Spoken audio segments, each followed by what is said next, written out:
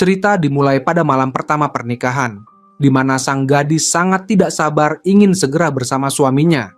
Namun, sang pengantin pria justru menolak dengan berbagai alasan. Gadis itu akhirnya mengunci pintu kamar dari dalam. Perlu diketahui, di zaman dahulu menikah itu seperti membuka kotak misteri. Sebelum malam pertama, tidak ada yang tahu seperti apa rupa pengantin pria. Konon, putra sulung keluarga sarjana, Kang TH, memiliki wajah yang sangat buruk rupa. Putri sulung keluarga Park Yeon-woo, pun tidak menaruh harapan besar. Ia berpikir, selama tidak terlalu jelek, ia masih bisa menerimanya. Untuk menambah keberanian, ia pun menenggak satu kendi arak. Tak disangka, rumor tentang Kang TH ternyata memang agak berlebihan. Saat Park Yeon-woo masih larut dalam kegembiraan karena merasa beruntung, Kang TH dengan tergesa-gesa menanggalkan pakaian Yeon-woo, lalu membuka ikat pinggangnya sendiri dan mengeluarkan sebilah pisau kecil. Ia memotong ikat pinggang mereka berdua, lalu menyerahkannya pada Yeon-woo, menyatakan bahwa itu adalah simbol perpisahan. Kang TH meminta maaf pada Yeon-woo, karena sejak kecil ia menderita penyakit jantung dan merasa hidupnya tak akan lama lagi. Namun, karena desakan kakeknya yang mengancam akan bundir jika ia tidak menikah dan meneruskan garis keturunan, ia pun melakukan penipuan pernikahan yang hina ini. Setelah mengetahui bahwa calon istrinya adalah Park Yeon-woo, ia tidak ingin menunda kebahagiaan wanita baik-baik itu, sehingga ia memilih untuk membatalkan pernikahan demi meminimalkan luka. Melihat ketulusan Kang TH, Yeon-woo setengah percaya, setengah ragu. Ia bertanya apakah saat ini dada TH terasa sakit. TH menjawab bahwa ia merasa baik-baik saja. Yeon-woo yang tidak ingin melewatkan kesempatan mendapatkan keturunan dari pria dengan gen unggul, berusaha keras untuk mempertahankan pernikahan itu. Namun, dalam perlawanan sengit itu, tiba-tiba dada TH terasa sakit dan ia memuntahkan darah segar. Dalam kondisi sekarat, TH kembali meminta maaf pada Yeon-woo dan memintanya untuk tidak menyalahkan diri sendiri. Sebenarnya, hingga akhir hayatnya, TH tidak pernah memberitahu Yeon-woo bahwa mereka pernah bertemu sekali saat masih kecil. Saat itu, Yeon-woo secara tidak sengaja menjatuhkan liontin giok berbentuk kupu-kupu. Sejak saat itu, Kang TH diam-diam selalu memperhatikan Yeon-woo. Sementara itu, karena lahir dari keluarga kaya, Yeon-woo tidak tertarik pada ketampanan pria maupun harta. Ia bahkan beberapa kali pura-pura gila dan berdandan jelek untuk menakut-nakuti mak comblang, demi bisa fokus pada karirnya. Ia sangat gemar membuat pakaian seksi, namun mendapat tentangan dari orang tuanya. Akhirnya, ia menyamar dan menggunakan nama samaran Tuan Kupu-Kupu. Konon, siapapun yang mengenakan pakaian rancangan Tuan Kupu-Kupu, bahkan seorang Gisa yang biasa pun bisa berubah menjadi primadona, dan gadis biasa pun bisa langsung memikat hati pria. Gaya busana yang terlalu modern dan modis ini bahkan membuat para putri bangsawan jatuh cinta. Namun, justru karena itu, sang raja menjadi tidak senang dan memerintahkan agar semua pakaian yang dianggap merusak moral dihancurkan. Saat itu, Yeon-woo masih berada di desa, mencari calon pelanggan. Ia melihat seorang pria jelek berjalan di depannya. Ia berpikir, jika pria jelek itu bisa menikah dengan mengenakan pakaian rancangannya, maka desainnya pasti akan terkenal. Yeon-woo pun mengikuti pria itu ke sebuah halaman rumah. Saat hendak mengintip ke dalam, pintu tiba-tiba terbuka, dan Kang TH menangkap Yeon-woo yang hampir terjatuh. Yeon-woo mengeluh karena TH membuka pintu tanpa suara. Melihat wanita di depannya, TH mengira Yeon-woo adalah pelayan dan menegurnya, karena berani berbicara seperti itu pada tuan rumah. Saat mereka sedang berbicara, ibu tiri TH datang. Yeon-woo yang panik segera menutup mulut TH agar tidak ketahuan. Melihat wanita yang pergi itu, TH sebenarnya sudah tahu siapa dia. Di sisi lain, para prajurit sedang menggeledah toko yang menjual pakaian tidak senonoh dan menangkap pemiliknya. Saat hendak diinterogasi siapa perancang pakaian itu, sang pemilik menunjuk ke arah Yeon-woo, membuatnya ketakutan dan langsung lari. Para prajurit mengejarnya, dan tiba-tiba sebuah tangan menarik Yeon-woo. Ternyata itu TH lagi. Kali ini, mereka berdua berlari bersama. Saat mereka terjebak di jalan buntu dan tidak tahu harus berbuat apa, tiba-tiba muncul seorang wanita berpakaian merah. Ketika para prajurit tiba, mereka tidak menemukan jejak keduanya. Ternyata Yonwoo dan Taeha bersembunyi di dalam tandu. Saat para prajurit hendak membuka pintu tandu, wanita berbaju merah itu mengatakan bahwa mereka sedang dalam perjalanan ke kantor pengadilan khusus. Mendengar nama kantor itu, para prajurit langsung panik dan kabur, karena itu adalah atasan mereka sendiri. Dengan demikian, Yonwoo berhasil lolos dari bahaya. Saat hendak pergi, Yonwoo kembali menjatuhkan sebuah jam saku. Namun kali ini Taeha tidak berniat memilikinya. Ia pergi ke rumah keluarga Park untuk mengembalikannya, dan kebetulan bertemu dengan Yonwoo yang sedang memanjat tembok untuk kabur dari perjodohan. Melihat pria tampan di depannya, dan mengingat dirinya yang terus-menerus dipaksa menikah belakangan ini, Yonwoo bertanya apakah pria itu sudah menikah. Dalam hati ia berpikir, alangkah baiknya jika ia bisa memilih sendiri pasangan hidupnya. Sesampainya di rumah, ayahnya kembali mengurung Yonwoo dan memberinya ultimatum.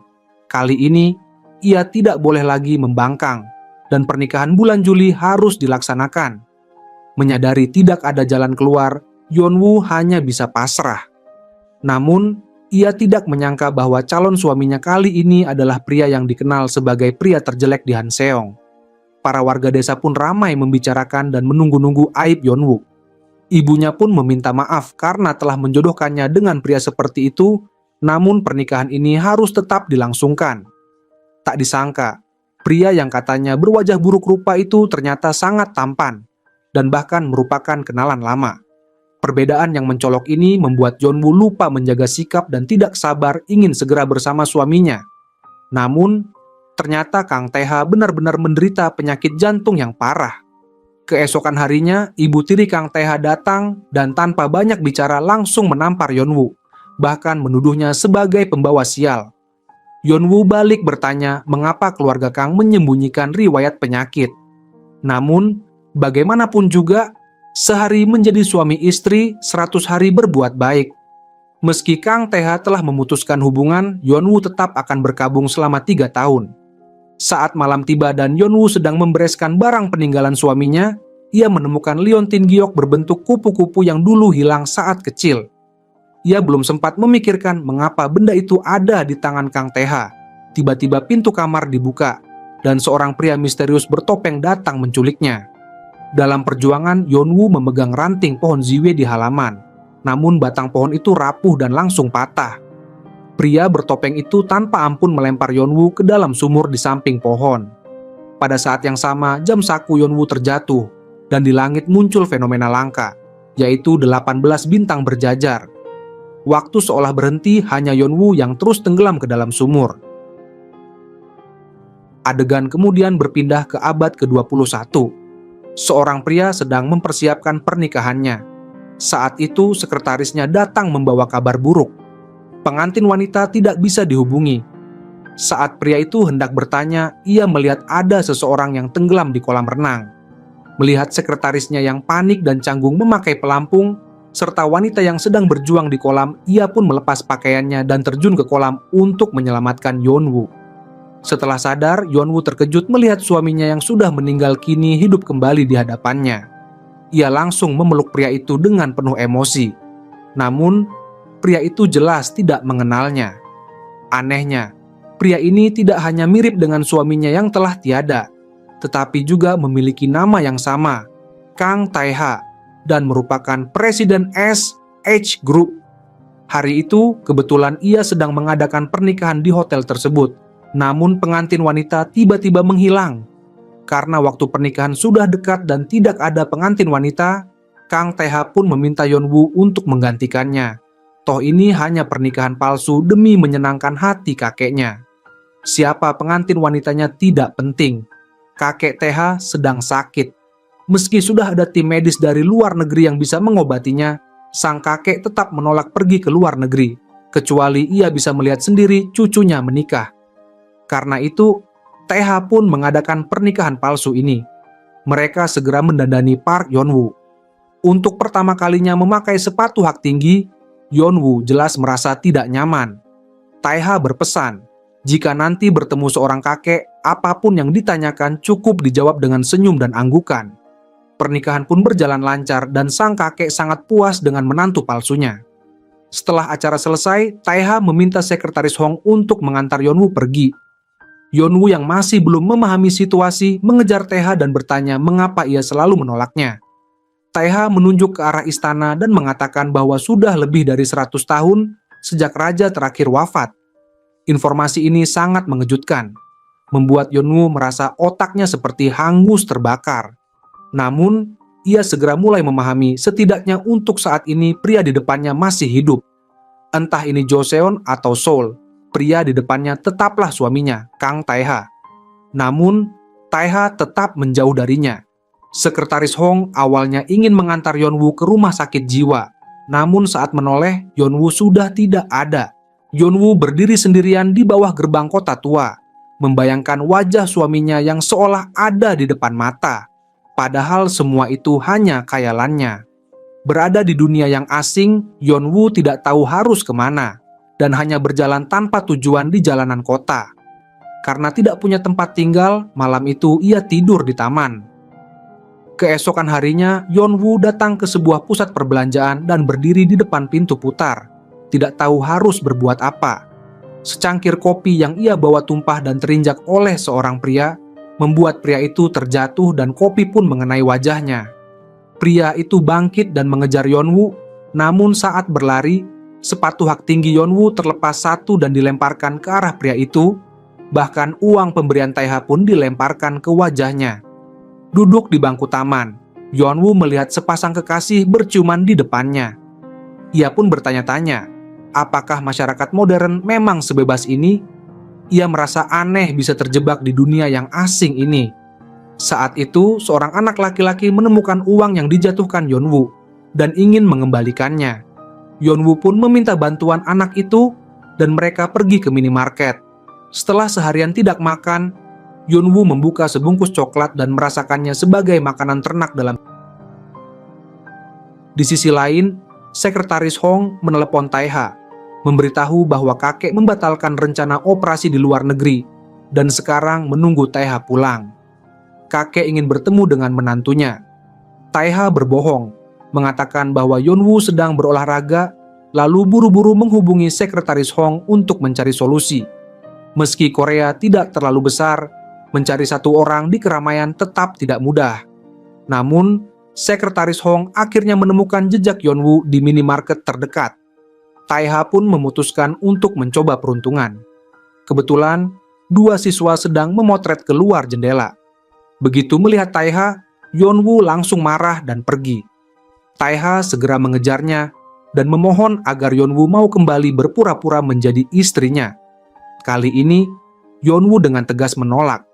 Ia sadar bahwa pria di depannya hanya mirip dengan suaminya, tapi jelas bukan orang yang sama. Setelah keduanya tenang, Taiha kembali memohon, menawarkan tempat tinggal dan makanan gratis, serta bayaran besar jika Yeonwoo mau membantunya menghadapi kakek. Setidaknya, Yeonwoo tidak perlu tidur di taman lagi, jadi ia pun setuju. Untuk pertama kalinya naik mobil, Yeonwoo malah mencoba masuk lewat jendela, membuat Taiha hampir marah dan langsung menariknya masuk ke dalam mobil. Karena belum pernah naik mobil, Yeonwoo merasa mual dan hampir muntah di depan kakek, sehingga disangka sedang hamil. Belum sempat menjelaskan, kakek sudah buru-buru pergi. Tidak tahu kapan kakek akan datang lagi, Taiha meminta Yeonwoo tinggal di lantai 2 dan besok akan membuat kontrak perjanjian. Ia juga berpesan agar Yeonwoo tidak turun ke bawah jika tidak ada keperluan penting. Yeonwoo pun setuju. Malam harinya, saat hendak tidur, Yeonwoo terkejut melihat cermin rias di depannya. Saat sedang bermain, perutnya tiba-tiba lapar. Malam itu, Taiha yang haus pergi ke dapur untuk mengambil air, namun tiba-tiba melihat pemandangan mengerikan. Ternyata Yeonwoo mengira saus tomat adalah coklat. Taiha bertanya, tengah malam begini kenapa Yeonwoo berdandan seperti itu? Namun sebelum selesai bicara, wajahnya sudah terkena saus tomat. Setelah itu, Yeonwoo melihat ada sebotol susu di kulkas. Di zaman dahulu, hanya raja yang bisa minum susu. Karena itu, Yeonwoo langsung menenggak susu itu dalam sekali teguk. Keesokan harinya di kantor, Taeha menerima pesan dari adiknya yang suka main-main, mengucapkan selamat atas pernikahannya, dan penasaran dengan siapa ia menikah. Taeha merasa firasatnya tidak enak dan segera pulang. Saat itu, Yeonwoo sedang menonton drama sejarah di rumah dan mencoba menyeberang ke masa lalu lewat televisi. Tiba-tiba, pintu kamar dibuka oleh Kang Taemin, adik tiri Taeha, yang ternyata adalah pria yang ditemui Yeonwoo di pusat perbelanjaan. Tak lama kemudian, seorang wanita masuk ke kamar. Ia adalah Min, ibu tiri Taeha di masa lalu, yang kini menjadi direktur Min. Kemarin, mobil Taeha mengalami kecelakaan di parkiran bawah tanah, dan jelas itu bukan kecelakaan biasa. Kemungkinan besar ada hubungannya dengan direktur Min. Setelah masuk ke kamar, direktur Min dengan penuh tekanan membelai rambut Yeonwoo, namun Taeha yang baru pulang langsung menariknya. Direktur Min berkata, apa salahnya ia datang menemui menantunya. Namun Taeha menegaskan bahwa ibunya sudah meninggal dan meminta direktur Min pergi dari rumahnya. Direktur Min lalu berdalih bahwa minggu depan adalah ulang tahun kakek dan meminta mereka datang bersama. Setelah keluar, ia mengingatkan putra kandungnya untuk segera masuk ke perusahaan dan merebut posisi. Jika tidak, ia tidak akan mendapatkan apa-apa. Taeha menegur Yeonwoo, bertanya kenapa ia sepihak setuju ikut ke ulang tahun kakek bersama wanita itu, dan mengatakan setelah kontrak ditandatangani, Yeonwoo harus segera pergi. Namun, Yeonwoo berkata bahwa ia sudah menemukan cara untuk kembali ke masa lalu menyalakan televisi dan mengatakan bisa kembali lewat sana. Taeha pun bingung dan mengatakan semua itu hanya fiksi. Kesal, Yeonwoo kembali kabur dari rumah.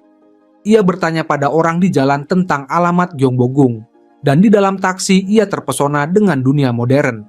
Sopir taksi merasa Yeonwoo aneh dan bertanya apakah ia punya uang untuk membayar ongkos. Yeonwoo menjawab tidak punya, tapi punya sesuatu yang lebih berharga, lalu mengeluarkan sebotol susu dan mengatakan itu khusus untuk raja. Sopir pun kesal dan menghentikan mobil. Di kantor polisi, Yeonwoo membuat para polisi kebingungan. Saat melihat fotonya, polisi sadar bahwa Yeonwoo adalah orang yang dicari sekretaris Hong. Menyadari situasi buruk, Yeonwoo segera kabur dan kembali ke tepi kolam renang, berharap bisa pulang dari sana. Ia pun langsung melompat ke kolam, namun ia bukan putri duyung dan tidak bisa berenang. Untung saja Taeha segera melompat dan menyelamatkannya. Setelah selamat, Yeonwoo menangis terseduh-seduh di bawah pohon ziwie di tepi kolam. Ia hanya ingin pulang, namun tidak tahu bagaimana caranya. Ia yakin bahwa hari itu ia dilempar ke dalam sumur, dan saat membuka mata, ia sudah berada di kolam renang ini. Meski segala sesuatu di sekitarnya telah berubah drastis, ia yakin pohon ziwie ini adalah pohon yang sama di halaman rumahnya, dengan bekas ukiran yang dibuat ayahnya. Meski Taeha masih belum bisa memahami perilaku aneh Yeonwoo, ia tidak tega melihat gadis itu menangis. Setelah Yeonwoo tenang, Taeha mengajaknya pulang. Kebetulan, mereka melihat seorang pelayan mendorong lukisan kuno yang tampaknya adalah lukisan yang dulu tergantung di kamar Yeonwoo. Sesampainya di rumah, Taeha dan Yeonwoo menandatangani kontrak. Selama 1 bulan, Yeonwoo harus berpura-pura menjadi istrinya. Dan setelah kontrak selesai, ia harus pergi. Syarat-syaratnya sederhana. Pertama, harus mengikuti gaya hidup Taeha tanpa syarat. Kedua, tidak boleh bertemu keluarga Taeha sendirian. Ketiga, harus merahasiakan perjanjian ini. Keempat, dilarang membicarakan Joseon di depan orang lain. Kelima, kecuali dalam keadaan khusus, dilarang keluar rumah. Demi keadilan, Yeonwoo juga mengajukan syarat. Taeha harus membantunya kembali ke rumah tanpa syarat. Agar Yeonwoo cepat beradaptasi, Taeha mengajarinya menonton TV, menggunakan perabotan sederhana, bahkan memperkenalkannya pada robot penyedot debu yang akhirnya menjadi teman baik Yeonwoo. Terakhir, Taeha mengajaknya berbelanja. Keesokan harinya di kantor, Taeha berencana mengadakan pameran lukisan Ranyon untuk mempererat hubungan budaya dengan Amerika dan menargetkan pasar New York. Namun, ibu tiri Taeha mendapat kabar bahwa lukisan di kantor adalah palsu. sementara Taeha tidak mengetahuinya. Ia pun memerintahkan sekretarisnya untuk tidak memberitahu Taeha agar Taeha dipermalukan di pameran dan rencananya gagal, sehingga ia bisa merebut kembali kendali perusahaan. Namun, ia juga sadar, bagaimanapun perebutan kekuasaan terjadi, hak waris tetap akan diperebutkan antara Kang Taeha dan putranya, Kang Taemin. Namun, Taemin sama sekali tidak tertarik dan tidak ingin terlibat, bahkan sampai memecahkan gelas karena kesal, menunjukkan kondisi mentalnya yang tidak stabil.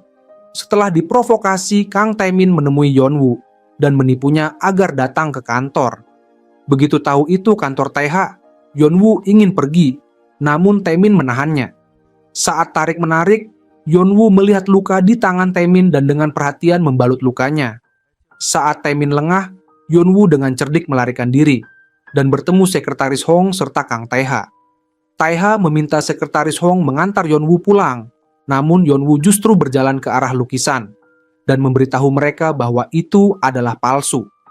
Ia sangat yakin itu bukan karya asli Runyon karena ia adalah sahabat Runyon dan ikut mendesain tanda tangan di lukisan itu. Namun, tamu VIP dari Amerika sudah tiba di kantor.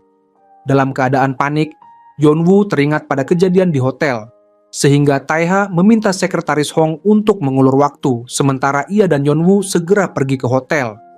Ibu tiri Taeha yang mengetahui hal ini langsung menemui tamu VIP dan memaksa mereka pergi ke pameran, berusaha menggagalkan rencana Taeha. Namun, saat tamu VIP melihat etalase kosong, ibu tiri Taeha pura-pura meminta maaf dan menyalahkan Taeha karena ceroboh, sehingga menampilkan lukisan palsu dan terpaksa membatalkan pameran. Saat ia mengira rencananya berhasil, Taeha datang membawa lukisan asli. Pameran pun berjalan sukses, kakek sangat puas, dan mempercayakan acara ulang tahun perusahaan yang pertama kepada Taeha. Saat ibu tiri Taeha marah, sekretarisnya datang membawa kabar bahwa mereka telah menemukan gadis yang hampir menikah palsu dengan Kang Taeha. Sementara itu, Taeha mengajak Yeonwoo makan malam sebagai ucapan terima kasih dan ingin tahu bagaimana Yeonwoo bisa tahu lukisan itu palsu. Ternyata Yeonwoo adalah sahabat Runyon dan ikut mendesain tanda tangan di lukisan itu, sehingga ia langsung tahu mana yang asli. Entah Taeha percaya atau tidak, Yeonwoo tetap bercerita dengan penuh semangat. Melihat makanan yang melimpah di meja, Yeonwoo tiba-tiba ingin minum arak. Karena tidak kuat minum, Yeonwoo pun langsung mabuk berat. Taeha pun menggendongnya pulang. Namun, sesampainya di rumah, Taeha mendapati Yeonwoo sedang berbicara sendiri di depan stop kontak, bahkan hendak menusukkan sumpit ke dalamnya. Untung saja Taeha segera menariknya, sehingga mereka berdua terjatuh ke lantai. Jantung Taeha berdebar kencang karena Yeonwoo menindihnya, dan detak jantung yang familiar itu membuat Yeonwoo teringat pada masa lalu. Dalam keadaan mabuk, ia pun tak sengaja mencium Taeha. Setelah dicium Yeonwoo, Taeha mengalami gangguan stres pasca trauma yang cukup parah hingga mengganggu pekerjaannya. Malam harinya pun, suatu hari saat pulang ke rumah, Taeha mendapati Yeonwoo sedang bermain hoki dengan robot penyedot debu, meniru pertandingan di televisi dan menemukan cara baru bermain dengan robot itu. Melihat kelakuan Yeonwoo yang lucu, Taeha mulai curiga bahwa istri kontraknya ini benar-benar tidak waras. Akhirnya, Taeha membawa Yeonwoo ke rumah sakit karena perilakunya benar-benar seperti orang dengan gangguan jiwa. Namun, hasil pemeriksaan awal menunjukkan bahwa Yeonwoo sangat normal, bahkan struktur otaknya sangat baik, menandakan ia mungkin seorang jenius. Mereka tentu tidak tahu bahwa 200 tahun lalu, Park Yeonwoo sudah merancang rok mini. Namun, perilaku Yeonwoo memang aneh, sampai dokter pun kebingungan, bahkan saat CT scan pun ia tidak bisa diam, sehingga harus diikat. Taeha pun mulai memikirkan kembali ucapan Yeonwoo, dan bertanya-tanya, mungkinkah Yeonwoo benar-benar datang dari masa lalu? Saat keduanya berjalan pulang, tiba-tiba muncul seorang wanita yang membuat Taeha teringat pada saat-saat ibunya berjuang sebelum meninggal. Mendadak, dadanya terasa sakit dan ia terduduk di tanah. Yeonwoo terus menenangkan Taeha hingga akhirnya emosinya stabil. Setelah itu, Taeha mulai tertarik pada gadis misterius ini, namun ia sama sekali tidak bisa menemukan informasi apapun tentang identitas Park Yeonwoo. Tiba-tiba ia teringat bahwa Yeonwoo pernah berkata ayahnya berasal dari Shenyang dan bernama Park Chae-won. Tae-ha pun menelepon sekretaris Hong, memintanya untuk menyelidiki dari jalur Park Chae-won. Di sisi lain, Tae-min tiba-tiba menemui kakeknya dan meminta untuk masuk ke perusahaan. Kakek langsung setuju tanpa berpikir panjang. Sementara Direktur Min merasa sangat aneh dan bertanya mengapa Tae-min tiba-tiba mengatakan hal itu pada kakek. Tae-min menjawab, bukankah ibu sendiri yang menyuruhnya untuk memperjuangkan bagiannya? Ia juga menegaskan bahwa saat ini ia belum memutuskan akan berpihak pada siapa. Direktur Min mengatakan bahwa Tae-min tidak akan mampu melawan Tae-ha, apalagi dirinya sendiri. Untuk membongkar pernikahan palsu Tae-ha, Direktur Min menemui Kim Ha-yang, gadis yang seharusnya menikah dengan Kang Tae-ha dan menyuapnya dengan uang dalam jumlah besar. Ia berharap Kim Ha-yong akan muncul pada hari ulang tahun kakek dan membongkar kebohongan Tae-ha. Sementara itu, Tae-ha demi mencegah kebohongan terbongkar, memberikan pelatihan darurat pada Yeonwoo.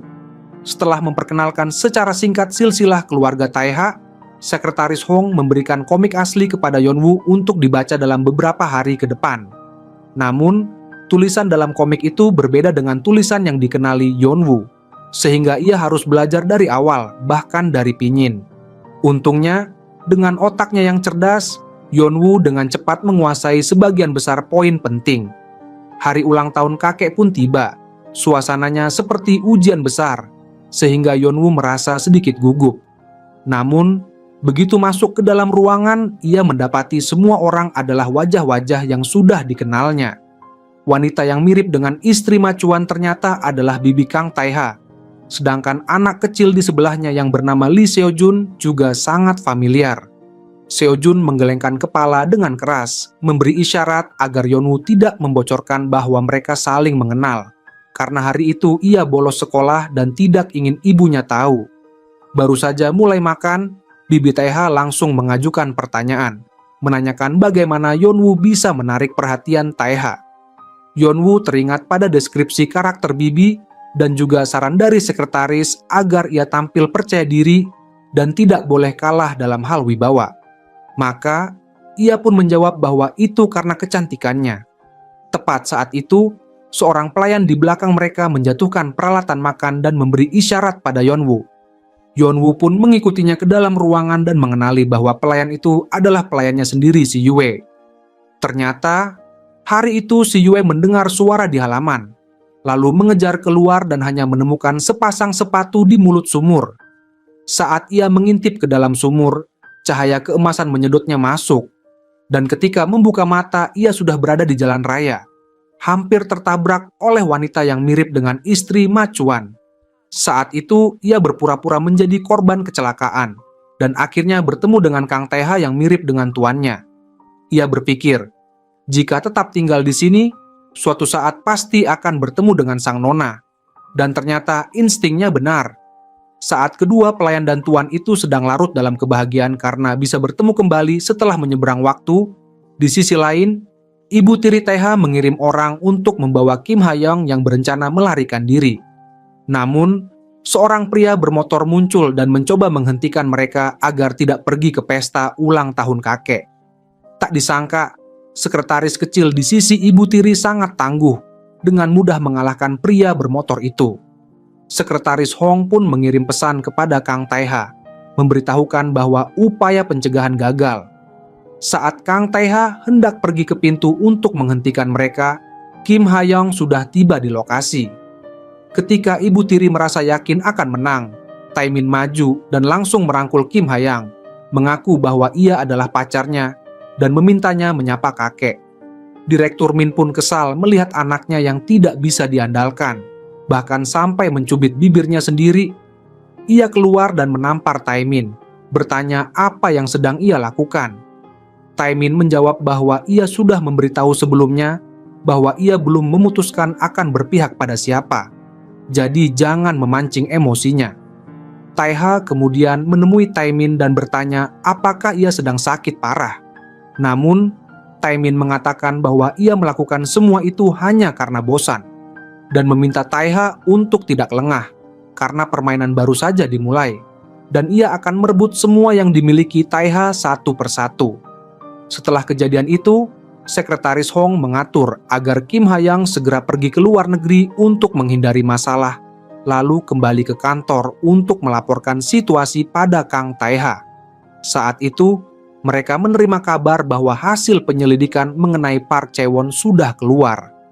Ternyata Park Chae-won adalah seorang pejabat tinggi di akhir dinasti Joseon, berasal dari Xianyang, dan memiliki seorang putri bernama Park Yeon-woo, persis seperti yang pernah diceritakan Yeon-woo. Namun, saat kembali ke kamar, Yeon-woo menghilang dan teleponnya pun tidak bisa dihubungi.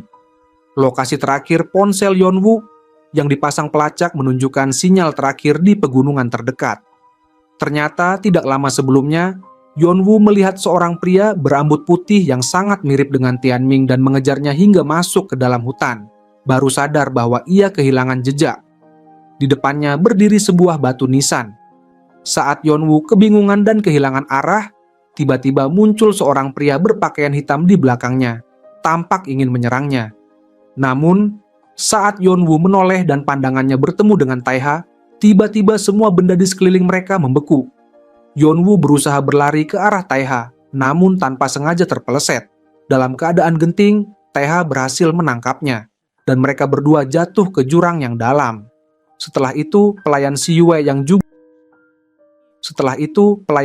yang juga menyeberang ke masa kini, memberitahu Yeon-woo bahwa dalam novel bertema perjalanan waktu yang baru-baru ini ia baca, untuk bisa kembali ke masa lalu, seseorang harus menyelesaikan sebuah tugas tertentu, yang biasanya adalah penyesalan terbesar dalam hati sang penyeberang waktu. Setelah dipikirkan, penyesalan terbesar Yeon-woo adalah pada malam pertama pernikahan. Sebelum sempat berhubungan, suaminya sudah meninggal.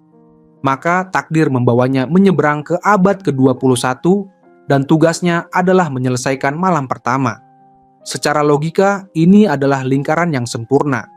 Meski terdengar masuk akal, Yeon-woo merasa itu sangat konyol dan berteriak, "Maksudmu malam pertama?" Ia tidak percaya. Namun benih pemikiran itu sudah tertanam di hatinya dan mulai tumbuh tanpa disadari, membuatnya sering merasa gelisah. Sementara itu, Si Yue terus-menerus membuat ramuan tonik untuk mereka berdua. Suatu hari, saat Taiha baru pulang ke rumah, seekor ayam betina tiba-tiba terbang ke arahnya, membuatnya terkejut dan menghindar. Ayam itu mendarat tepat di tangan Sekretaris Hong yang hampir pingsan karena ketakutan.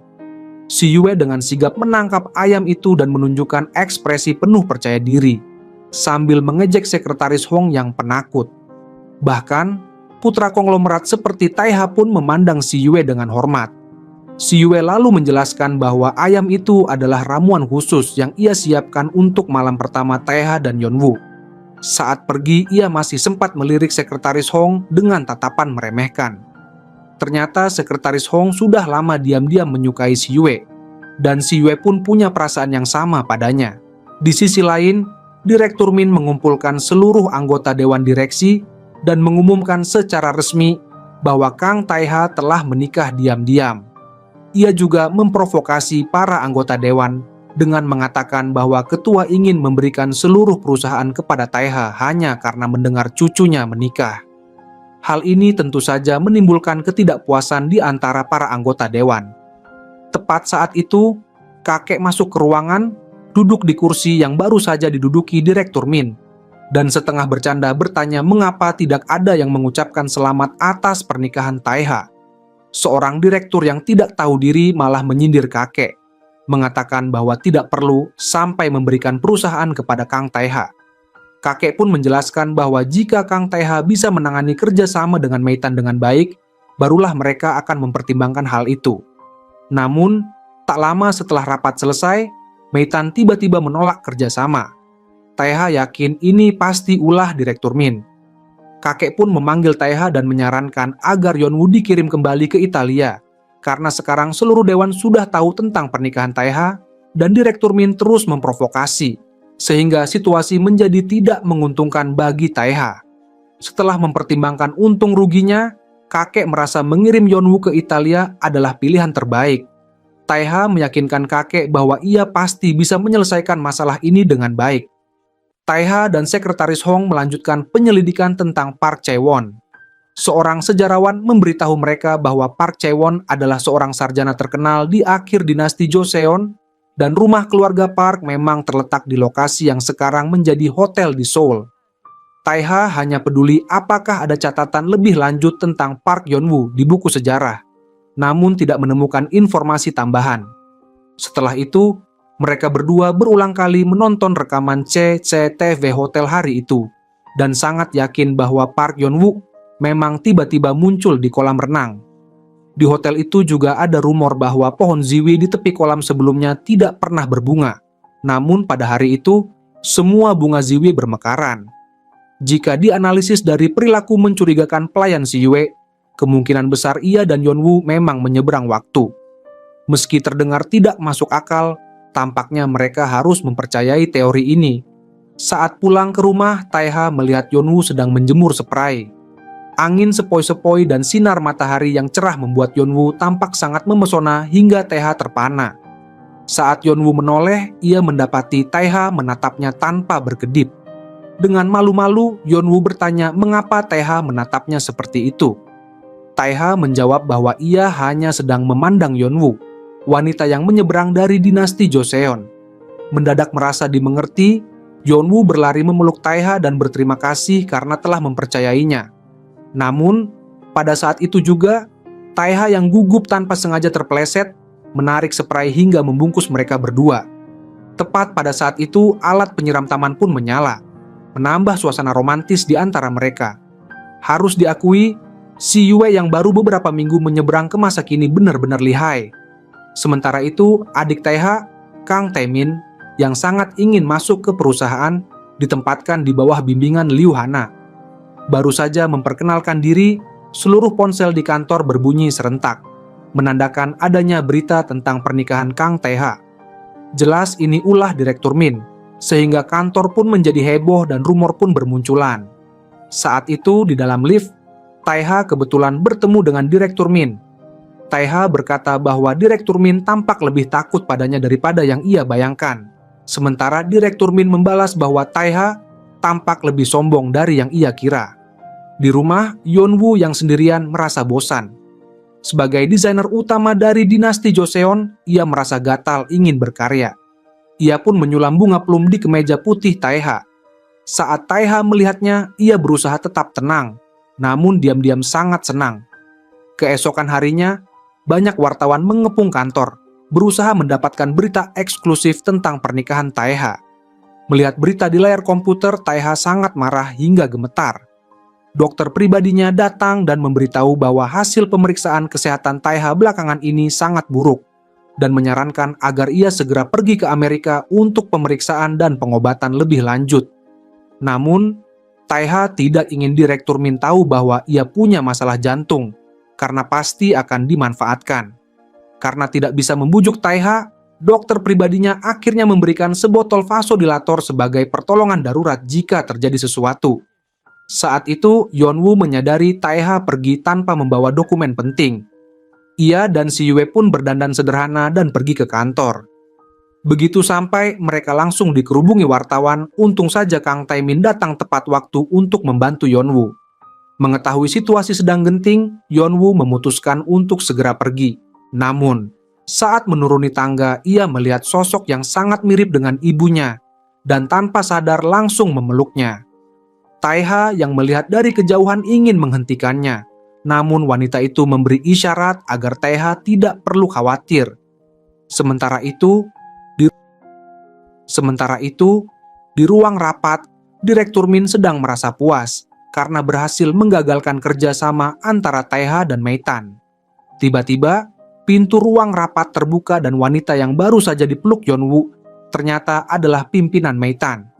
Ia melihat bordir bunga plum di kemeja putih Taiha, dan setelah tahu itu hasil karya Yeon-woo, ia langsung mengubah rencana dan memutuskan untuk bekerja sama dengan Taiha, bahkan memuji keahlian menantu kakek.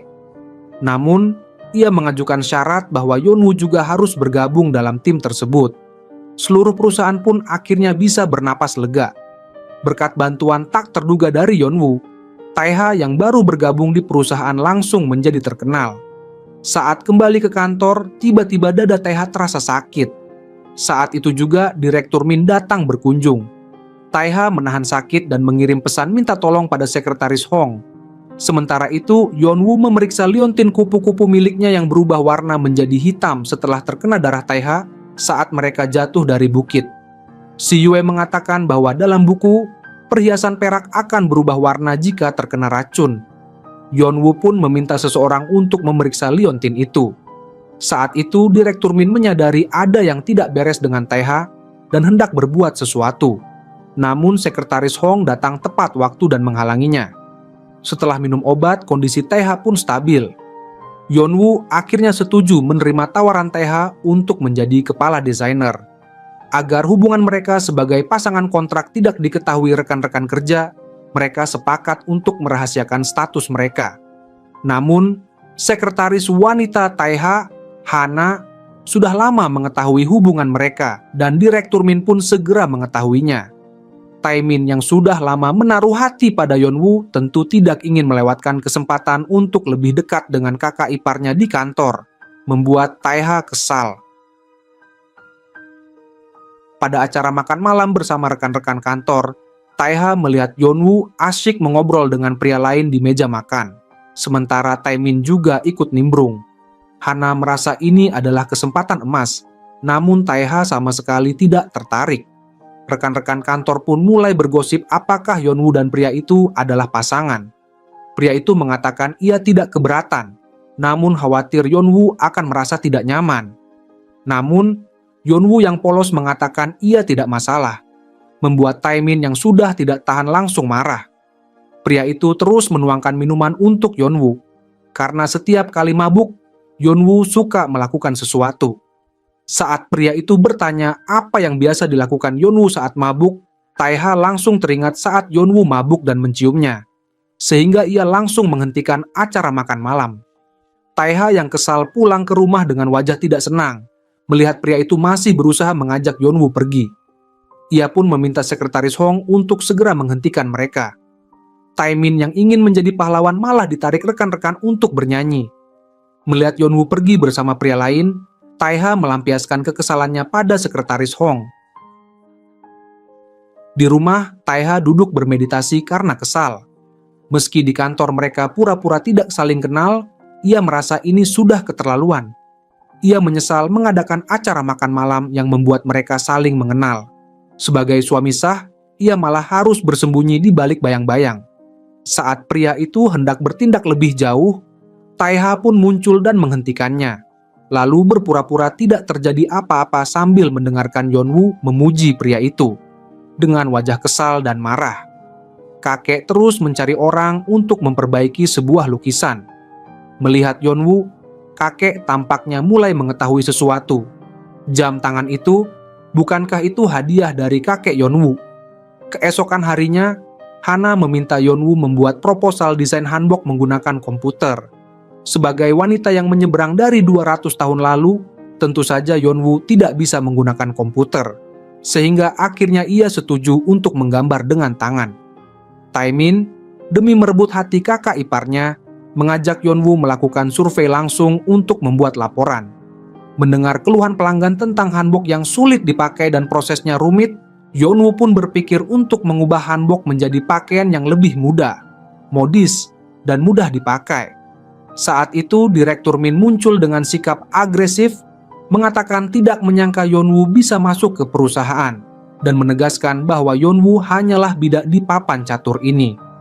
Taemin menarik ibunya dan mengatakan bahwa ia menyukai wanita ini, jadi jangan mengganggu Yeonwoo. Di sisi lain, kakek menemui Taiha dan membawanya ke sebuah rumah kecil. Taiha pernah mengalami masa-masa paling tak berdaya di rumah itu, di mana ibunya meninggal di depannya dan ia tidak bisa berbuat apa-apa. Sejak saat itu, rumah kecil itu menjadi tempat yang menghantui Taiha. Ia juga selalu bertanya-tanya mengapa Direktur Min ada di luar kamar saat itu. Hari ini kakek kembali membawanya ke depan rumah kecil itu dan mengatakan bahwa jika Taiha ingin menjadi pemimpin perusahaan, ia harus bisa melewati rintangan dari Direktur Min. Keesokan harinya, Sekretaris Hong menemui Taiha. dan memberitahu bahwa penyebab kecelakaan mobil sebelumnya adalah karena ada alat peledak kecil yang dipasang secara sengaja. Sekretaris Hong menduga pelakunya adalah Direktur Min, karena mereka selalu menggunakan segala cara. Ia juga khawatir Yeonwoo dan yang lain akan dalam bahaya. Dugaan Sekretaris Hong memang sangat masuk akal. Setelah berhasil merebut kerja sama dengan Meitan dari tangan Direktur Min, perwakilan Meitan meminta Yeonwoo menjadi direktur desain di perusahaan. Kini, Yeonwoo akan sering berada di perusahaan sehingga tingkat bahayanya jauh lebih tinggi dari sebelumnya. Karena itu, Taeha memutuskan untuk mengumumkan pernikahannya secara langsung pada acara peluncuran produk 1 tahun perusahaan. Langkah ini membuat Direktur Min tidak menyangka dan mengacaukan rencananya. Namun ia juga menyadari bahwa Taeha sangat peduli pada Park Yeonwoo. Sementara itu, Yeonwoo menemukan fakta mengejutkan. Hasil pemeriksaan liontin yang ia titipkan menunjukkan bahwa noda darah di liontin itu berubah warna menjadi hitam karena mengandung arsenik. Artinya, pada malam pertama pernikahan, suaminya diracun hingga tewas. Saat Yeonwoo memikirkan siapa pelakunya, seekor kupu-kupu biru terbang ke arahnya, dan tiba-tiba semua benda di sekitarnya membeku. Seorang wanita mendekat, ternyata itu adalah Tuan Tianming. Bertemu dengan orang lama, Yeonwoo sangat terharu dan bertanya apakah Tianming yang mengirimnya menyeberang ke tahun 2023. Tianming menjawab samar, bisa dibilang iya, bisa juga tidak, dan memberitahu Yeonwoo bahwa semua jawaban yang ia cari ada pada tali gantungan di pinggangnya. Tianming memintanya untuk menciptakan takdir yang rumit dan berulang seperti simpul tali itu, maka ia akan menemukan jawabannya. Yeonwoo tidak mengerti maksudnya. Saat itu, Sekretaris Direktur Min datang menjemput Yeonwoo. Kebetulan dilihat oleh Sekretaris Hong yang segera memberitahu Kang Taeha. Benar saja, hal yang paling dikhawatirkan terjadi. Direktur Min menjebak Yeonwoo ke rumah kecil itu. Meski tahu ini adalah jebakan, Taeha tidak bisa membiarkan Yeonwoo sendirian.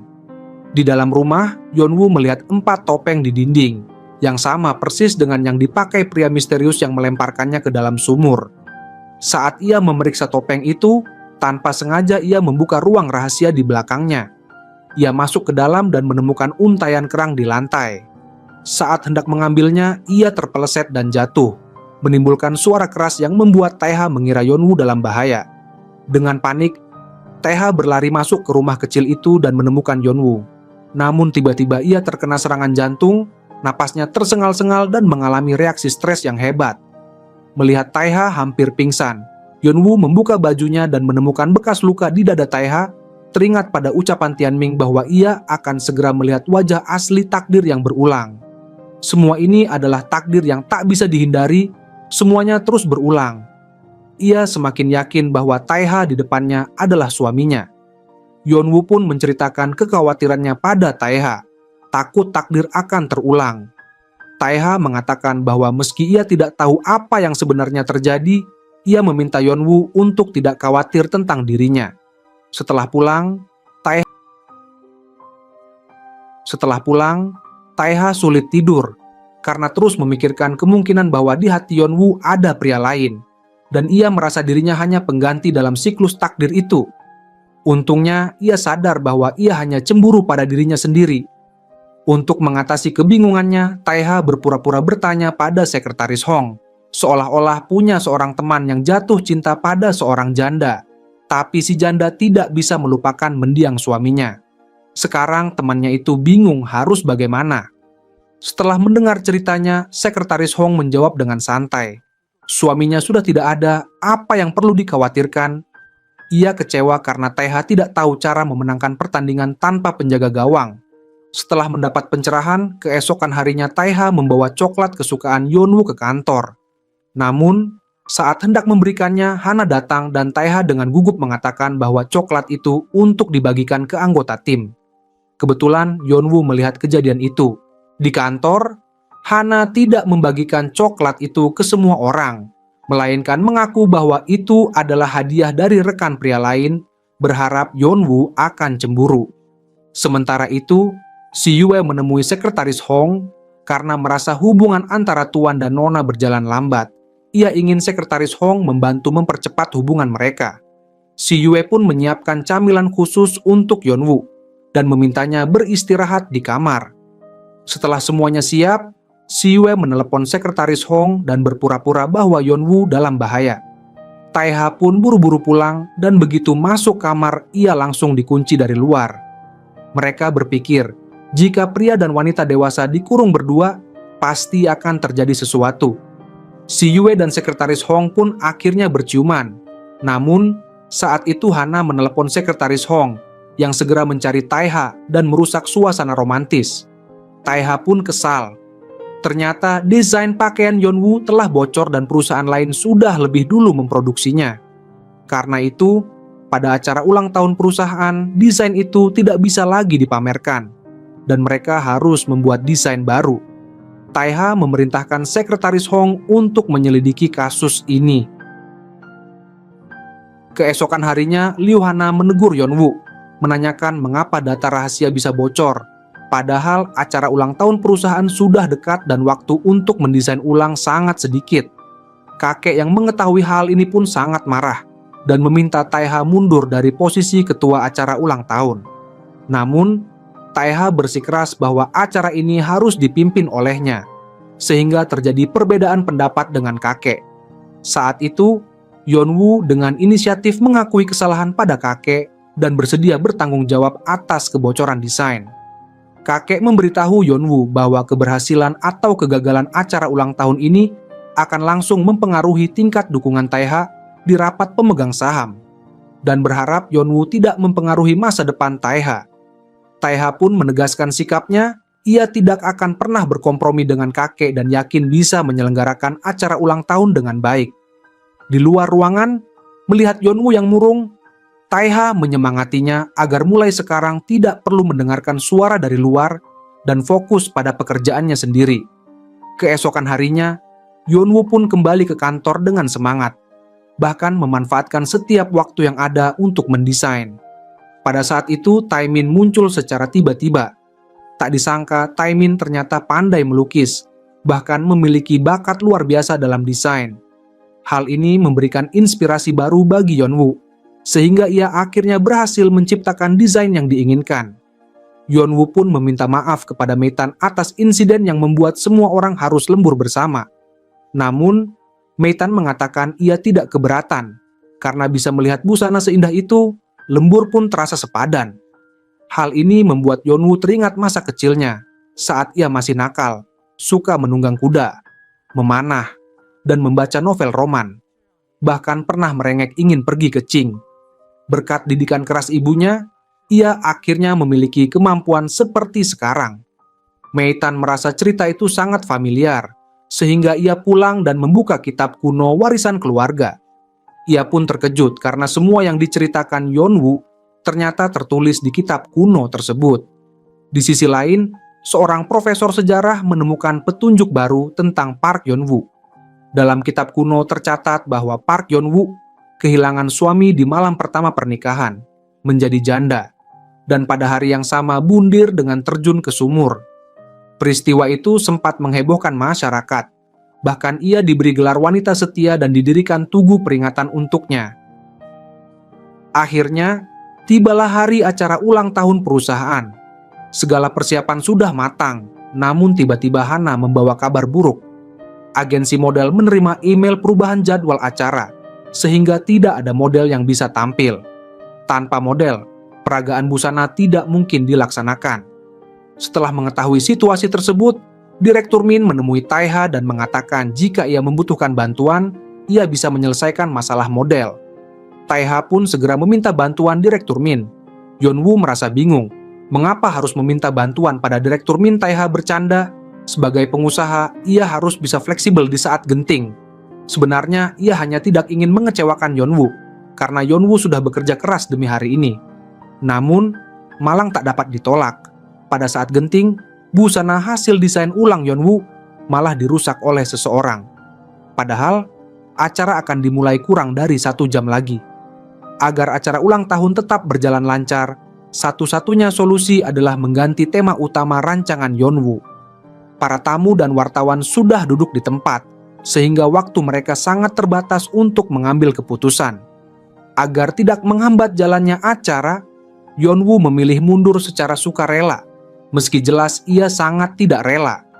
Ia meminta waktu 30 menit saja untuk memperbaiki semuanya. Taeha berjanji akan berusaha mengulur waktu di luar ruangan. Yeonwoo menatap gaun yang rusak dan berpikir bagaimana cara memperbaikinya. Tiba-tiba Taemin mengusulkan agar gaun itu diubah menjadi celana, dan Meitan pun setuju bahwa ide itu bisa diterapkan. Sementara itu, di luar ruangan kakek meminta Taeha untuk membatalkan penampilan busana Yeonwoo. Masalah model dan gaun yang rusak terjadi bersamaan, jelas ada yang sengaja menjatuhkan Yeonwoo. Jika acara ulang tahun ini gagal, hasil voting di Dewan Direksi akan sangat terpengaruh. Namun, Taeha bersikeras ingin bersama Yeonwoo mempertahankan acara ini. Melihat Taeha tidak bisa dibujuk, kakek pun kecewa. Saat itu, Hana datang dan bertanya pada Taeha, apakah Park Yeonwoo memang begitu penting baginya hingga ia rela menentang keinginan kakek. Taeha menyuruh Hana untuk tidak bermimpi dan fokus bekerja. Saat semua orang mengira acara hari itu akan berakhir kacau, tiba-tiba layar besar menampilkan sebuah animasi yang didesain khusus oleh Taeha untuk Yeonwoo. Setelah itu, para model mulai tampil di atas panggung. Kakek pun tegang sepanjang acara. Di sisi lain, Yeonwoo akhirnya berhasil memperbaiki busana dan tampil sendiri di atas catwalk. Penampilan sempurna Yeonwoo membuat seluruh penonton berdiri dan bertepuk tangan. Sekretaris Direktur Min merasa tidak mengerti mengapa harus membantu Taeha. Namun, Direktur Min menjelaskan bahwa dengan begini, kakek akan semakin marah. Semua orang tua suka anak yang penurut, tapi begitu anak mulai berpikir sendiri dan melawan apapun alasannya, tetap dianggap durhaka. Taeha yang sejak kecil selalu patuh pada kakek, sejak kehadiran Yeonwoo, mulai berani melawan, sehingga kakek pasti tidak suka. Yeonwoo pun akan menjadi kelemahan baru Taeha, dan itu menguntungkan bagi Direktur Min. Saat mereka sedang mengobrol, sekretaris menerima kabar bahwa sebelumnya ia telah mengirim orang untuk membuntuti Kang Taeha dan berhasil memotret Taeha yang rutin mengonsumsi vasodilator. Keesokan harinya, Taeha dan Yeonwoo mengajukan permohonan cerai. Ternyata dokter utama Taeha memberitahu bahwa kondisi penyakitnya memburuk, dan dokter dari Amerika pun memberikan kesimpulan yang sama. Kondisinya sangat tidak baik. Setelah berpikir panjang, Taeha memutuskan untuk mengakhiri pernikahan kontraknya dengan Yeonwoo. Di sisi lain, setelah mengetahui Taeha menderita penyakit jantung, Direktur Min segera mengadakan rapat dewan untuk membahas pemecatan Taeha dari jabatannya. Kakek pun memanggil Taeha, dan karena situasinya sudah tidak bisa disembunyikan, Taeha akhirnya mengakui pada kakek tentang pernikahan kontrak dengan Yeonwoo dan penyakit jantung yang diwarisinya. Namun, ternyata kakek sudah tahu semuanya, dan itulah sebabnya ia selalu mendesak Taeha untuk segera menikah dan punya anak. Urusan dewan direksi akan ia tangani sendiri.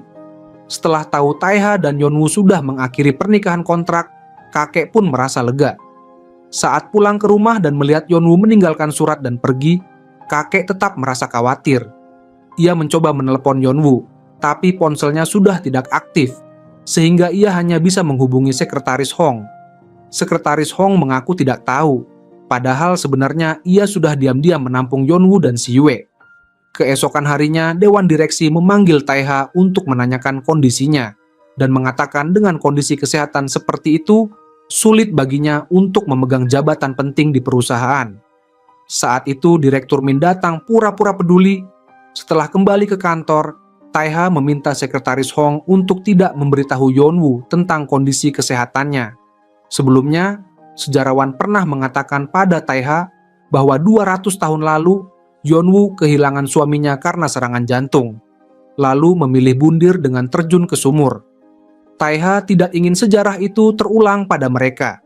Sementara itu, Si Yue yang sedang membersihkan rumah, tanpa sengaja melihat jam saku di tangan kakek yang terasa familiar, namun ia mengira itu hanya kebetulan. Saat pulang kerja, ia membawa sekotak anggur untuk Yeonwoo, dan kebetulan bertemu Taemin yang langsung tahu maksud Si Yue. Sebagai imbalan agar rahasianya tidak dibocorkan, Taemin juga ingin ikut menemui Yeonwoo. Akhirnya mereka pun pergi ke rumah sekretaris Hong. Adik sekretaris Hong bertanya siapa si Yue dan mengapa ia datang ke rumahnya. Si Yue pun mengaku sebagai pacar kakaknya, membuat adiknya terkejut. Saat sekretaris Hong pulang, ia pun kaget melihat semua orang berkumpul di rumahnya. Saat mengantar Taemin pulang, Taemin memberikan Yeonwoo sebuah buku sketsa yang berisi kenangan mereka sejak pertama bertemu hingga sekarang, sekaligus menyatakan perasaannya pada Yeonwoo. Namun, sebelum Yeonwoo sempat menolak, Taemin sudah menutup telinganya sendiri agar isu penyakit jantung Taeha semakin menyebar. Direktur Min meminta sekretaris Hwang untuk menciptakan opini publik sekaligus mengumpulkan bukti pernikahan kontrak Taeha. Keesokan harinya di lift kantor, Yeonwoo mendengar sekretaris Hwang menelepon seseorang. Suaranya terdengar sangat familiar, mirip dengan pria bertopeng yang pernah melemparkannya ke sumur.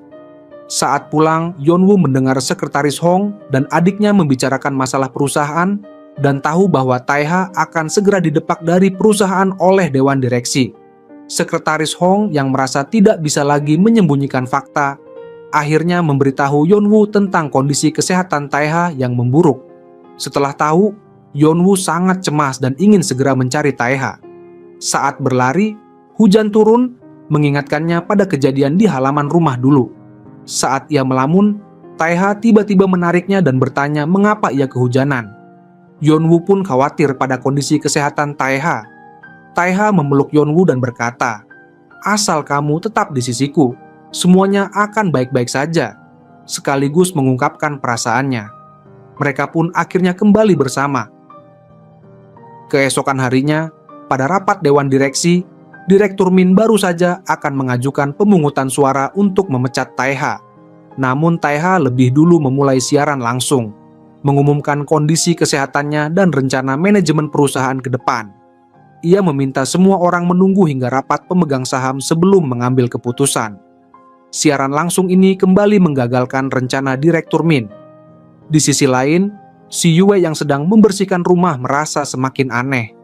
Saat kakek tidak ada di rumah, ia menemukan jam saku itu dan memastikan bahwa itu adalah jam milik sang nona 200 tahun lalu. Saat itu, Yeonwoo juga datang ke rumah tersebut. Si Yue meminta Yeonwoo segera pergi, karena dari analisis situasi sekarang, kemungkinan besar keluarga Kanglah yang dulu melemparkannya ke sumur. Saat Yeonwoo terkejut, seekor kupu-kupu keluar dari jam saku dan kembali membawa Yeonwoo ke depan tugu wanita setia di bukit belakang. Tianming sudah menunggunya di sana. Yeonwoo sangat ingin tahu kebenaran masa lalu. Tianming pun menggunakan kekuatan matanya untuk memperlihatkan kejadian di masa lalu. Di depan tugu wanita setia, Tianming memperlihatkan pada Yeonwoo bagaimana ibunya meninggal karena terlalu sedih setelah tahu putrinya jatuh ke sumur, sementara ayahnya yang curiga ada kejanggalan dan ingin mencari pelaku untuk membalas dendam, justru dibunuh oleh pria bertopeng. Apa yang dilihat Yeonwoo berbeda dengan catatan sejarah yang diketahui Taeha dari sejarawan. Setelah itu, di buku harian keluarga Meitan tiba-tiba muncul banyak tulisan baru. Taeha yang mengetahui hal ini menyimpulkan bahwa kejadian di masa kini bisa mengubah sejarah. Tianming menemui Taeha dan memperlihatkan gambaran masa lalu, sekaligus memperingatkan bahwa jika Taeha terus berhubungan dengan Yeonwoo, takdir akan terulang kembali. Namun, Taeha dengan tegas menyatakan, meski harus mengorbankan nyawanya, ia akan menghadapi semuanya bersama Yeonwoo. Taeha lalu menemui kakek dan mengatakan bahwa ia akan berusaha keras menyingkirkan Direktur Min. Melihat cucunya tiba-tiba begitu bersemangat, kakek sangat senang. Namun, Taeha mengatakan setelah itu ia juga akan mundur dari jabatan wakil direktur dan mendiskusikan sistem manajemen bersama seluruh dewan. Kakek pun langsung berubah wajah, mengira semua ini karena pengaruh Yeonwoo. Ia sangat marah, karena sejak kemunculan Yeonwoo, Taeha yang biasanya penurut mulai berani melawan. Dalam keadaan panik, kakek mengumpulkan beberapa anggota dewan, dan memutuskan untuk menyingkirkan Direktur Min dengan cara tidak resmi. Setelah itu, kakek meminta Taemin dan Direktur Min untuk keluar dari rumah mewah dan tinggal di luar. Namun, Direktur Min mengatakan pada Taemin bahwa ia tidak akan pergi, dan selama ia bisa menyingkirkan Taeha dari perusahaan, kakek pun tidak akan bisa berbuat apa-apa. Ia juga memerintahkan Sekretaris Huang untuk melakukan segala cara agar Taiha tidak bisa melawan. Taimin menemui Taiha dan memperingatkan agar berhati-hati pada Direktur Min dan kakek, karena mereka sama-sama rela melakukan apa saja demi perusahaan. Ia berharap Taiha bisa melindungi Yonwoo. Meski berusaha tampak tenang di depan Taimin, setelah ia pergi, Taiha segera memanggil Sekretaris Hong untuk membahas strategi. Ia sadar jika penyakit jantungnya yang selama ini disembunyikan tiba-tiba terbongkar, pasti ada yang membuntutinya diam-diam. Setelah memeriksa rekaman CCTV, mereka memang menemukan petunjuk. Prioritas utama sekarang adalah menemukan pria berbaju hitam itu. Sekretaris Hong dan Si Yue melakukan aksi balasan dan berhasil memasang alat pelacak di mobil pria berbaju hitam itu. Sementara itu, Maiten mengajak Yonwoo bertemu dengan anggota parlemen Amerika yang ternyata adalah kenalan lama. Rasa akrab yang aneh membuat mereka cepat akrab. Bahkan anggota parlemen itu sangat menyukai desain busana Yonwoo dan bersedia mendukung pengembangan desain mereka. Setelah tahu Taiha punya koneksi dengan anggota parlemen Amerika, Direktur Min merasa semakin terancam dan memerintahkan Sekretaris Huang untuk melakukan segala cara menyelesaikan masalah ini. Pada pertemuan dengan anggota parlemen Amerika, Sekretaris Huang menyuruh pria berbaju hitam menukar air minum Taiha dengan air beracun, berniat membunuhnya. Untung saja Sekretaris Hong segera menyadari dan menukar kembali air itu, lalu menangkap pria berbaju hitam tersebut. Setelah mendapatkan bukti dan saksi, Taiha langsung menemui Direktur Min untuk konfrontasi. Tak disangka meski bukti sudah jelas, Sekretaris Huang langsung berlutut dan mengaku salah, bahkan membongkar semua perbuatan Direktur Min. Taiha pun melaporkan Direktur Min ke polisi dan memintanya mundur dari semua jabatan. Ternyata keluarga Sekretaris Huang juga pernah menjadi korban kejahatan Ketua Kang, dan ia sedang menjalankan rencana balas dendam. Target berikutnya adalah Ketua Kang. Taiha segera memberitahu Yonwoo kabar baik ini, mengira semua masalah sudah selesai. Namun, Direktur Min justru datang dan mengungkapkan rahasia besar. Pembunuh ibu Taiha bukan orang lain, melainkan kakek Taiha sendiri, Ketua Kang. 23 tahun lalu, perusahaan SH milik kakek sedang terpuruk dan sangat membutuhkan dana. Kakek pun membuat kesepakatan dengan ayah Taiha bahwa jika mereka menikah dengan keluarga Direktur Min, kakek akan mencari dokter untuk menyembuhkan penyakit jantung ibu Taiha. Namun, kakek mengingkari janji dan diam-diam mengurung ibu Taiha di kamar hingga ia meninggal karena penyakitnya. Tak disangka, saat itu Taiha kecil juga ada di dalam kamar. Dulu, Direktur Min yang masih muda sempat mendengar rencana kakek dan berniat menolong ibu Taiha, namun tidak bisa membuka pintu kamar, dan kebetulan dilihat oleh Taiha, sehingga Taiha salah paham dan mengira Direktur Min adalah pelakunya. Di sisi lain, saat bunga Ziwei mulai gugur, kelopak-kelopaknya perlahan menghilang di depan mata Yonwoo, lalu berubah menjadi kupu-kupu biru yang kembali membawanya ke hadapan Tianming. Tianming menjelaskan bahwa bunga Ziwei juga dikenal sebagai bunga 100 hari karena masa mekarnya bisa mencapai 100 hari dan itu adalah batas waktu Yonwoo di dunia ini. Setelah 100 hari, apapun hasilnya, gerbang waktu akan terbuka kembali dan Yonwoo bisa memilih untuk kembali ke masa lalu atau tetap tinggal. Namun, jika memilih tinggal, jantung Kang Taiha akan berhenti berdetak. Waktu sudah berjalan 3 bulan. Dan hanya tersisa kurang dari 10 hari untuk mengungkap kebenaran dan mengubah sejarah. Tianming menyelamatkan Yonwoo yang jatuh ke sumur dan membiarkannya menyeberang waktu hanya untuk membalas budi. Sejak kecil, Tianming yang memiliki mata berbeda dianggap sebagai monster, namun kakek Yonwoo pernah menyelamatkannya. Sebagai balasannya, Tianming memberikan jam saku pada kakek Yonwoo sebagai tanda kepercayaan. Tianming hanya bisa memanipulasi waktu, selebihnya semua tergantung pada keputusan Yonwoo sendiri. Di sisi lain, Taiha menemui kakek untuk konfrontasi. Kakek tanpa ragu mengakui bahwa ia memang membunuh ibu Taiha dengan alasan demi kebaikanmu, kalimat klasik para orang tua yang suka mengontrol. Dulu ayah Taiha melawan kakek karena seorang wanita, dan kini Taiha yang selama ini patuh pun akhirnya melawan demi Yonwoo. Namun, kakek sama sekali tidak merasa bersalah, bahkan menyalahkan semua masalah pada orang lain, terutama wanita. Taiha pun memperingatkan agar kakek tidak menyakiti Yonwoo. Jika tidak, ia tidak akan menganggap dirinya sebagai cucu lagi. Karena terlalu emosi, Taiha pingsan dan koma. Dokter utama memberitahu Yonwoo bahwa sejak 3 bulan lalu, kondisi Taiha terus memburuk dan sekarang harus dirawat di rumah sakit. Hal ini membuat Yonwoo semakin percaya pada ucapan Tianming, bahwa sebelum 100 hari berlalu, ia harus mengungkap semua kebenaran. Ia pun menelepon ketua Kang dan meminta bertemu. Kakek memperlihatkan pada Yonwoo lukisan kuno koleksinya yang sejak dulu sangat ia sukai. Namun, setelah kehadiran Yonwoo, ia merasa wanita dalam lukisan itu perlahan-lahan menggerogoti cucu kesayangannya. Jam saku kuno yang semula berhenti pun kembali berdetak setelah Yonwoo muncul. Semua tanda menunjukkan bahwa Yonwoo adalah pembawa sial bagi keluarga Kang. Yonwoo awalnya berharap bisa membujuk kakek dengan kata-kata. Namun ternyata kakek sangat keras kepala dan tetap menyalahkan orang lain atas semua masalah. Meski Yonwoo dan kakek sampai berlutut memohon agar kakek meminta maaf pada Taiha, demi kedamaian keluarga, kakek tetap tidak mau mengalah.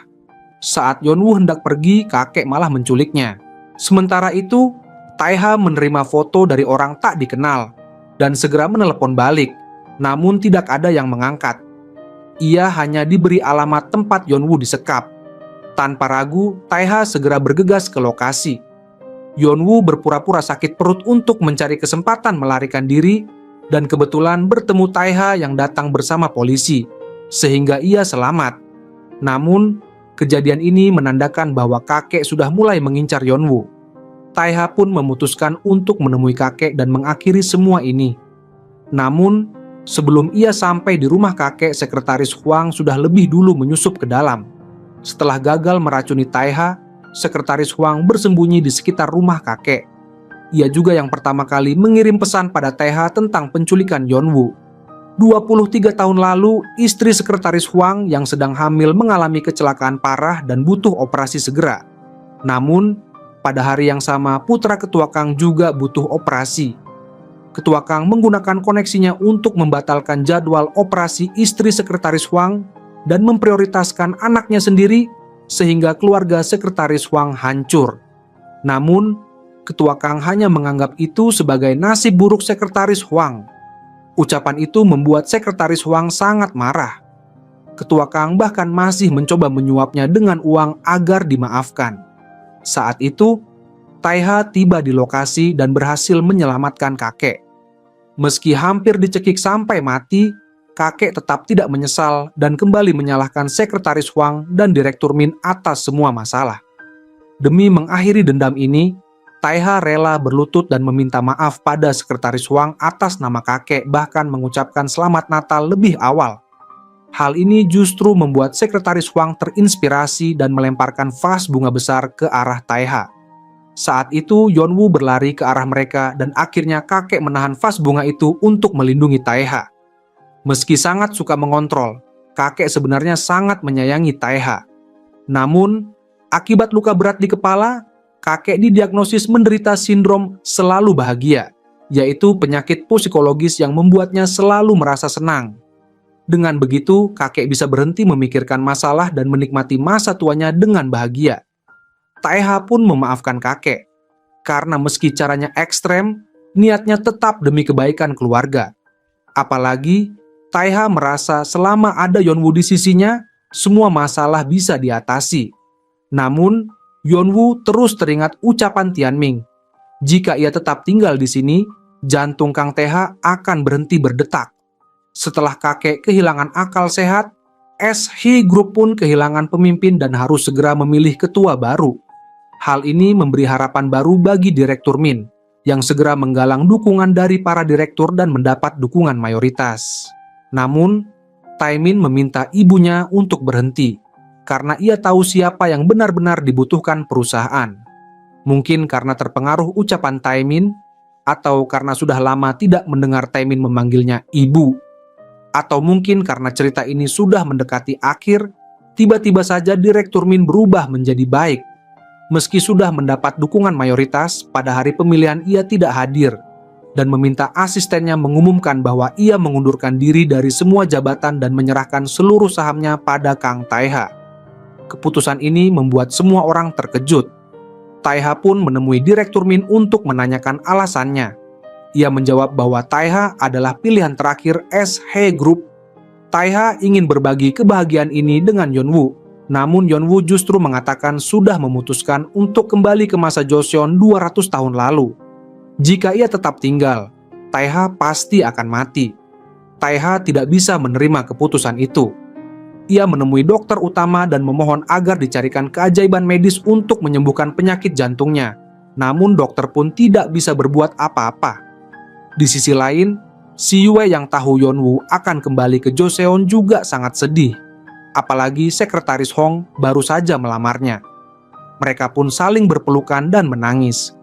Meitan menemui Taeha dan mengatakan bahwa alasan Yeonwoo begitu cemas adalah karena meski sudah banyak hal terjadi, isi buku harian ibunya tetap tidak berubah.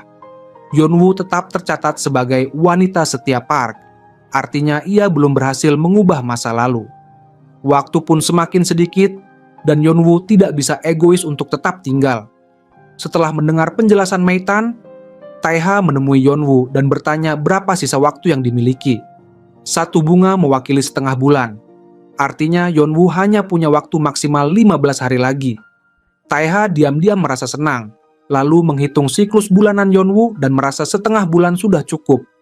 Di sisa waktu yang ada, Taeha mengambil cuti panjang dan mengajak Yeonwoo jalan-jalan, bermain di pantai, dan memberinya kalung kupu-kupu. Dalam 1 episode saja, mereka berciuman berkali-kali, suasana manis pun terasa sampai keluar layar. Mereka juga memasak makan malam istimewa di rumah dan mengundang sekretaris Hong serta Si Yue. Si Yue mengira itu adalah pesta perpisahan dan merasa sedih. Namun Taeha malah mengeluarkan formulir pendaftaran identitas untuk membantu Si Yue mendapatkan KTP di zaman modern. Yeonwoo berencana kembali ke Joseon sendirian. Sementara Si Yue bisa tetap tinggal dan hidup bahagia bersama sekretaris Hong. Yeonwoo pun memberikan gaun pengantin hasil rancangannya sendiri untuk Si Yue, sekaligus mengucapkan selamat atas pernikahan mereka. Meski harus pergi, cinta tetap akan tertinggal. Mereka pun akhirnya bisa menyelesaikan malam pertama yang tertunda 200 tahun lalu. Saat bunga Ziwe terakhir gugur, di langit kembali muncul fenomena 18 bintang berjajar, menandakan waktu berputar kembali. Saat membuka mata, Yeonwoo sudah kembali ke Joseon 200 tahun lalu. Melihat ibunya masih hidup, Yeonwoo menangis bahagia dan langsung memeluk ibunya. Ibunya berkata, "Usianya sudah tidak muda lagi, jangan terus menangis. 10 hari lagi adalah hari pernikahannya, dan ia sudah bukan anak kecil lagi." Setelah menyadari bahwa waktu telah kembali ke masa sebelum pernikahan, Yeonwoo segera bertanya kepada ibunya kemana perginya Si Yue. Namun, dalam sejarah yang sekarang, keberadaan Si Yue sama sekali tidak tercatat. Artinya, kali ini, perjalanan waktu Yeonwoo benar-benar telah mengubah sejarah. Ia pun mengeluarkan kalung kupu-kupu pemberian Taeha yang tergantung di lehernya. Air matanya tak terbendung membasahi pelupuk mata. Namun, yang paling mendesak saat ini adalah segera memberitahu Taeha tentang bahaya yang akan segera dihadapinya. Yeonwoo pun mengundang Taeha ke tepi jembatan untuk menyampaikan sesuatu yang penting. Malam itu, Kang Taeha datang sesuai janji. Melihat sosok Taeha yang begitu mirip dengan Taeha yang ia kenal, Yeonwoo diliputi berbagai perasaan. Ia pun memberitahu Taeha bahwa ibu tirinya akan meracuni Taeha lewat ramuan obat yang biasa diminumnya. Taeha mendengarkan dengan setengah percaya, setengah ragu. Yeonwoo sudah menduga hal ini, sehingga ia memberikan tusuk konde perak dan sebungkus penawar racun, meminta Taeha untuk mencobanya sendiri di rumah. Pada hari pernikahan, Yeonwoo bertanya apakah Taeha sudah meminum penawar racun setelah pulang ke rumah. Taeha malah balik bertanya, bagaimana Yeonwoo bisa tahu begitu banyak hal? Saat Yeonwoo bingung harus menjelaskan dari mana, tiba-tiba Taeha merasa dadanya sakit dan langsung memuntahkan darah segar. Pada akhirnya, Yeonwoo tetap gagal mengubah sejarah.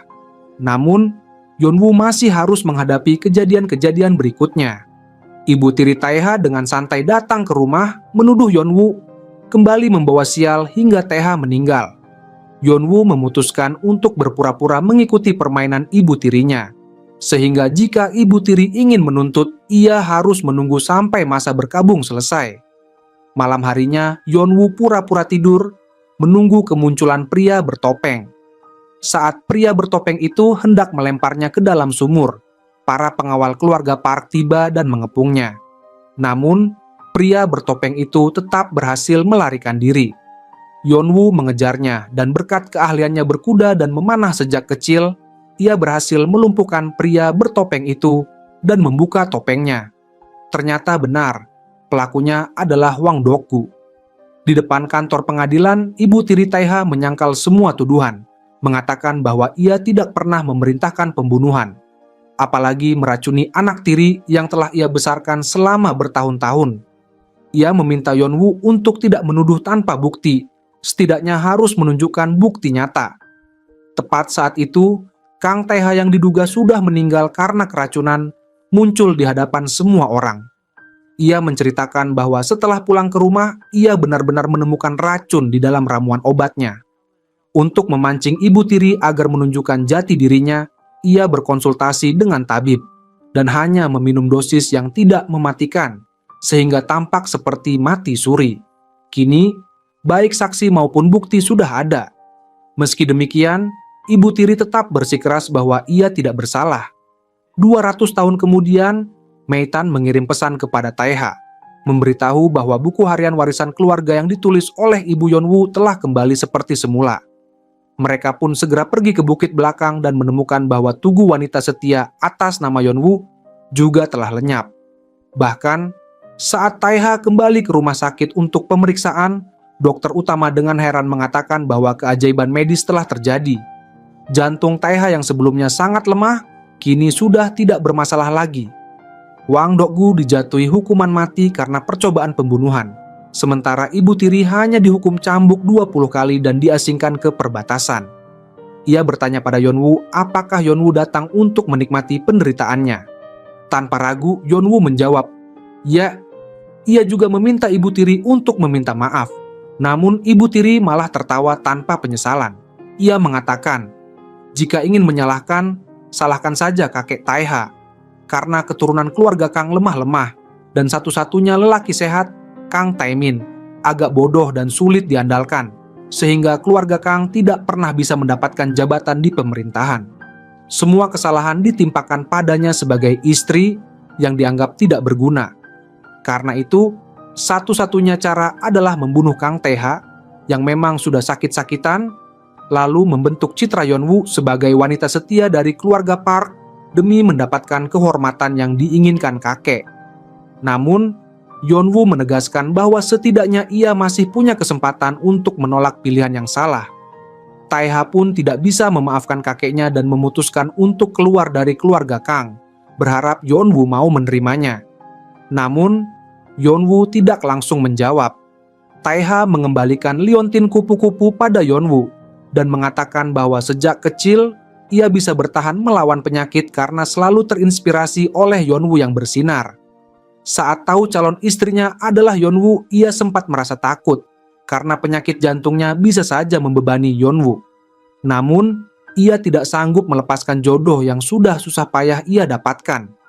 Yeonwoo kemudian menghadang tandu raja, memohon agar raja mau membela para wanita Joseon dan menghapus sistem penghargaan bagi wanita setia yang dijadikan alat untuk mendapatkan jabatan.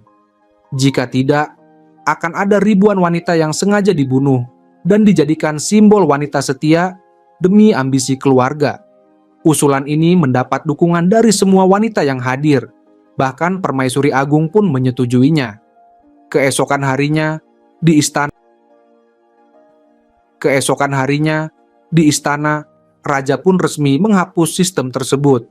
Setelah itu, Yeonwoo menyampaikan keinginannya untuk pergi berkelana. Ibunya merasa berat melepas, namun ayahnya, Park Chae-won, merasa Yeonwoo memang perlu pergi untuk menyegarkan pikiran. Di masa kini, mungkin karena pengaruh perubahan sejarah, Kang Taeha dalam proyek kerjasama bertemu dengan seorang direktur bernama Park Chae-won yang langsung jatuh cinta pada Lee Mei-tan. Namun, Meski mereka berusaha keras, Yeonwoo tetap belum lahir kembali di masa kini, dan Kang Tae-ha pun tak sabar menunggu. Saat berkelana, Yeonwoo kembali bertemu dengan Tae-ha. Tae-ha mengatakan, jika mereka tidak bisa menjadi suami istri, bagaimana kalau jadi teman saja? Yeonwoo tidak langsung menjawab, bahkan dengan cuek berjalan melewati Tae-ha. Namun, setelah berpikir sejenak, ia mengajak Tae-ha berjalan-jalan bersama.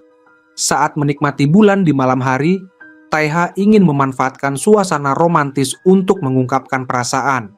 Namun Yeonwoo malah berkata bahwa di bulan tidak ada Dewi Chang'e, tidak ada kelinci giok, bahkan rumput pun tidak ada.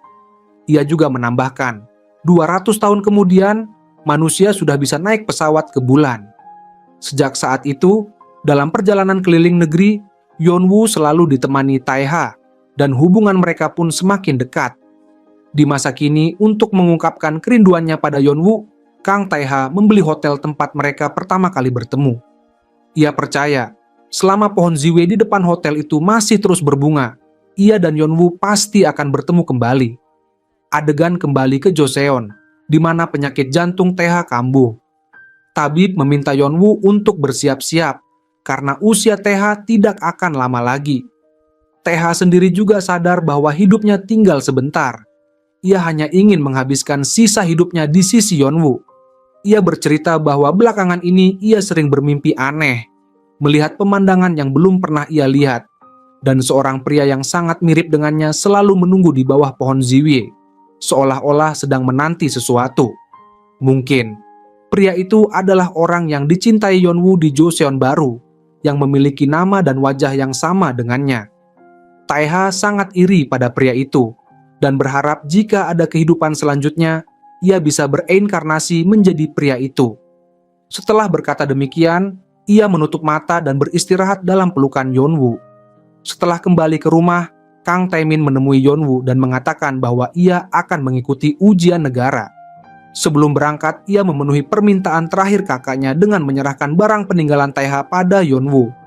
Dalam buku harian Tae-ha tertulis bahwa sejak kecil ia sudah jatuh cinta pada Yeonwoo dan selalu diam-diam melindunginya.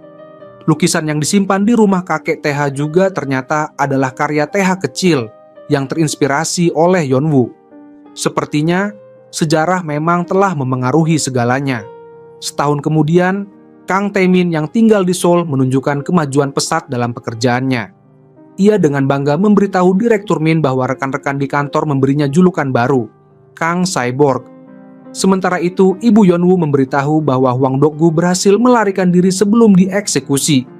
Ia khawatir Hwang Dok-gu akan membalas dendam pada Yeonwoo, sehingga meminta Yeonwoo untuk selalu waspada. Kekhawatiran sang ibu ternyata tidak berlebihan. Malam itu, Yeonwoo benar-benar diserang oleh Hwang Dok-gu, yang ingin Yeonwoo mati bersamanya. Yeonwoo berhasil melepaskan diri dari ikatan dan melarikan diri. Namun Hwang Dok-gu terus mengejarnya hingga ke tepi jurang. Tidak ada jalan keluar, Yeonwoo pun melompat ke laut. Sebuah bunga ziwe jatuh di depan Tae-ha, lalu seluruh pohon ziwe mulai layu. Tae-ha tidak bisa menerima kenyataan itu, namun meski pohon ziwe kehilangan kehidupan, ia tetap setia menunggu di bawah pohon itu setiap hari. Jika penyakit jantungnya saja bisa sembuh secara ajaib, mengapa ia tidak boleh percaya bahwa pohon ziwe pun bisa kembali berbunga? Suatu hari, angin sepoi-sepoi bertiup dan kelopak bunga ziwe jatuh di depan Tae-ha. Ia menoleh ke belakang dan mungkin karena luasnya lautan jauh lebih besar dibanding sumur, Yeonwoo membutuhkan waktu lama untuk menemukan pintu kembali ke masa kini. Akhirnya, mereka berdua dipertemukan kembali oleh takdir. Di akhir cerita, mereka akhirnya berhasil melangsungkan pernikahan yang tertunda selama 200 tahun. Tae-ha bersumpah akan selalu setia mendampingi Yeonwoo sepanjang hidupnya, dan Yeonwoo pun dengan inisiatif mencium Tae-ha. 200 tahun kemudian, di masa kini mereka akhirnya mendapatkan akhir bahagia yang selama ini mereka impikan.